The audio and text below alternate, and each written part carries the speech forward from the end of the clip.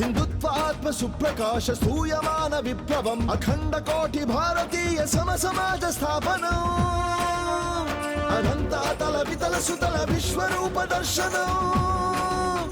జటాకలాప శోభితం శ్రీరామ పాద సేవనం రాఘవం దశరథాత్మజం రామం పతిత పావనం రాఘవం దశరథాత్మజం రామం పతిత